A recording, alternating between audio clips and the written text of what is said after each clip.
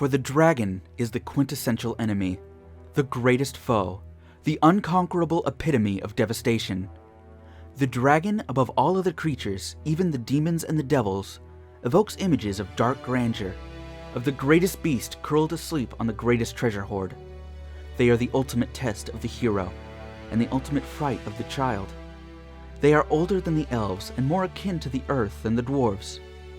The great dragons are the preternatural beast, the basic element of the beast, that darkest part of our imagination. Drizzt Do'Urden. Over the years, I have seen a lot of hate garnering the design of the dragons in Skyrim, some questioning whether or not they are in fact dragons at all. Some refer to them as being closer to wyverns, whatever, than the actual mythical beasts. Now, the Elder Scrolls V Skyrim has a lot of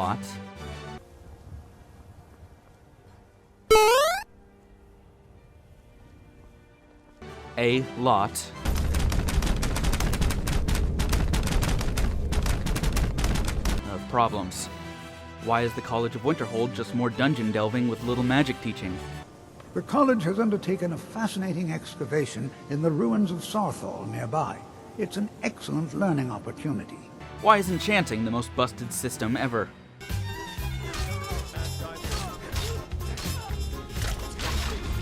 Why can't you tell the Blades to shut up about Parthenax? He's a good dragon, and you all work for me, so shove it, you holier-than-thou, monk-hating, incorrect katana-using weeaboos!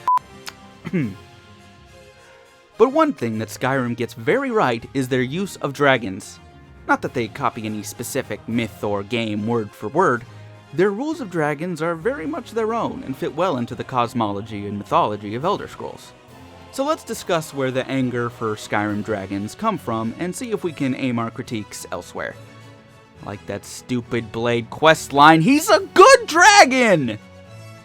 To start with, the most common critique I see is their design. Mainly one, their wings. Any common person can look at a picture of Alduin and say, dragon. But when you descend 1 or 2 levels deeper into the never-ending caverns of nerddom, you begin to notice that most common dragons are not built like Skyrim dragons. There is no such thing as a common dragon, but for simplicity's sake, let's take a dragon in Dungeons & Dragons. These beasts usually have 4 legs and 2 wings, 6-limbed. Their claws are a main focus for them when fighting adventurers. Unless they're circle strafing you in the air with their breath weapon, then you're screwed. Their 4 legs make them just as ferocious on the ground as they are in the sky, an ultimate encounter. Now let's look at the Skyrim dragon. These creatures are 2-legged, and their front claws are merged with their wings. It gives them a more bat-like physiology. These creatures seem much more comfortable in the sky than on land. They also share this structure with the creature known as a wyvern. This is a Rathalos. Rathalos is a wyvern. He is a base intellect monster. He understands basic needs, he hunts, mates, hates helicopters, and is an all-around good boy. A Rathalos has a simple breath weapon, a fireball that it can shoot. It is a creature with animal intelligence. It's a really awesome creature, but it is a creature. A Skyrim dragon is much, much more than that. It thinks, it talks, reasons. Most of them are evil dicks, but they still exhibit sapience, the ability to think beyond their current state, the ability to have wisdom. This, above anything else, is what separates a dragon from other winged, fanged reptiles. Rathalos is still a good boy, though. Let's look at another reason why Skyrim dragons are critiqued: their size. Some say that these dragons are a bit on the smaller side. Putting aside the fact that the engine of the 10-year-old game can only accomplish so much, they're not as small as one would think when comparing them to regular dragons. A Skyrim dragon is around 60 feet. Not including the wingspan, good lord. This compares to a dragon that is young adult to adult in D&D terms. But if this can not only be counted as a dragon, but also invoke fear into players, then to quote the man, the myth, the legend, Yoda, size matters not. Now let's look at the many, many, many reasons why Skyrim dragons are similar to many kinds of dragons in the world. Agelessness. Most dragons live forever, or a very, very long time. They also do not weaken with age, they get stronger. In Dungeons & Dragons, a dragon will reach the title of Ancient at around 400 years. Not many reach that age as they are hunted, but those that do are incredibly strong, like the great red dragon Hephaestus. Skyrim dragons don't really age at all. They are separated from time, being the creations of the divine Akatosh, the god of time. These dragons are immortal creations of the deity. In a way, one could say Skyrim dragons are closer to angels than a wyvern, but that's a different video. The point is, dragons are biologically and magically resistant to the flow of time. And speaking of magic. Mostly all dragons in all mediums have a connection to the manipulation of magic. Skyrim dragons are no exception, even more so. The dragons in Skyrim have access to their own magic system known as shouts, the Thu'um.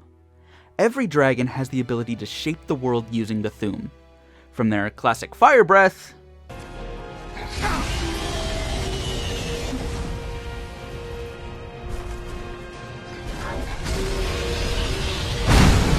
to causing meteors to fall from the sky like they were freaking Sephiroth.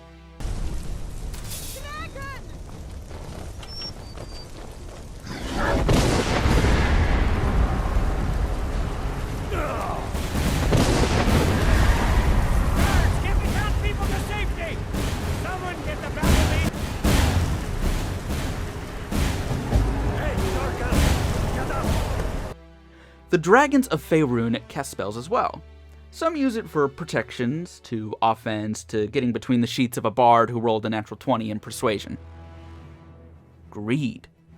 When looking at the evil side of dragons, like the chromatic in D&D or the Skyrim variety, they share the same innate greed, avarice. Dragons in Faerun love to collect their treasure hoards, mountains of treasure to tempt any party to venture forth and obtain it. A Skyrim dragon's greed stems from its wish to dominate. Having a language that bends reality to your will also extends the wish to bend the minds of all to your will. Even the ultimate good boy Parthenax has to meditate to keep his innate greed in check. We were made to dominate. The will to power is in our blood. You feel it in yourself, do you not? I can be trusted. I know this, but they do not. Only Khan Niovdova. It is always wise to mistrust a Dova.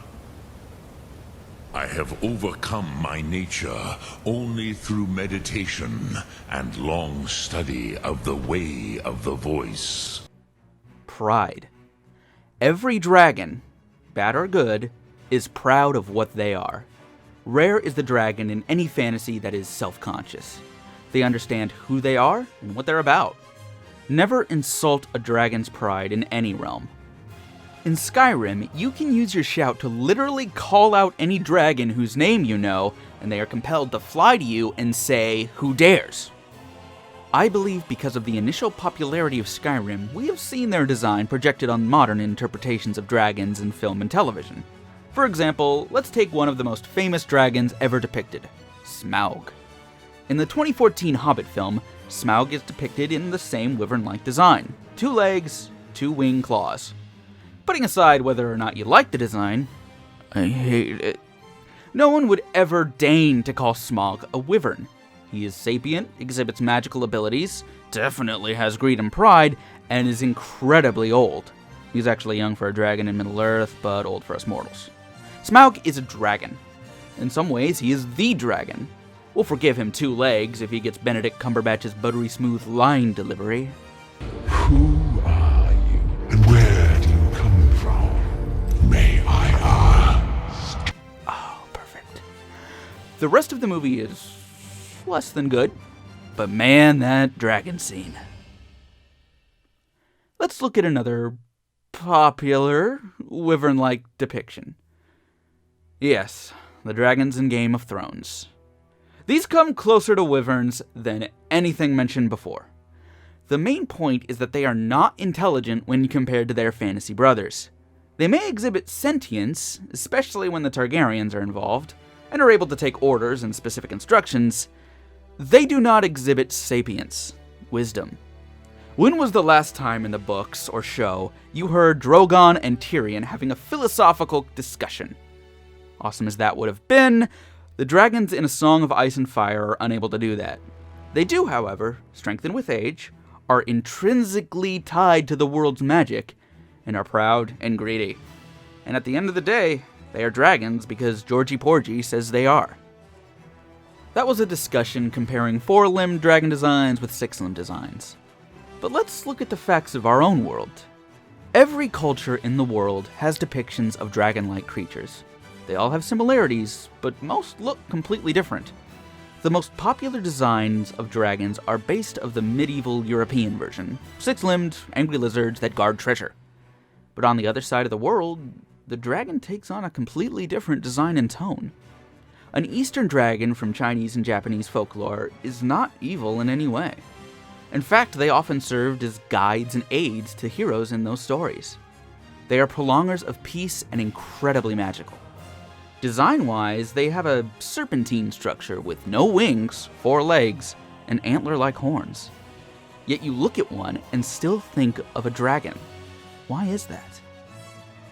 The answer lies with Monster Hunter. In the Monster Hunter series, you hunt monsters. Duh. But the monsters you hunt are all broken into classes. Fanged wyvern, flying wyvern, fanged beast, etc. But there exists a special class of monster. The Elder Dragons. These creatures couldn't be more different from one another. One is an electric horse, another is a flying lion. But they are all great, deadly, and incredibly powerful monsters. So much so that they cannot be captured, only hunted. These creatures defy explanation. The only known thing about the class is how unknown they are. Basically, I have no idea! That, I believe, is what being a dragon is. One can argue semantics about number of limbs and powers and intelligence, wisdom, but what makes a dragon, what makes a Skyrim dragon a dragon, is its inexplainability. It is a creature of every element. It is power, beauty, anger, wrath, kindness, tranquility. It is an exaggeration of humanity. It is our best traits and worst traits, cranked up to 11 and given a form. To wrap it up with another quote from our favorite drow friend, we make the dragons as we make the gods, because we need them. Because somewhere deep within our hearts, we recognize that a world without them is a world not worth living in. Thanks for watching.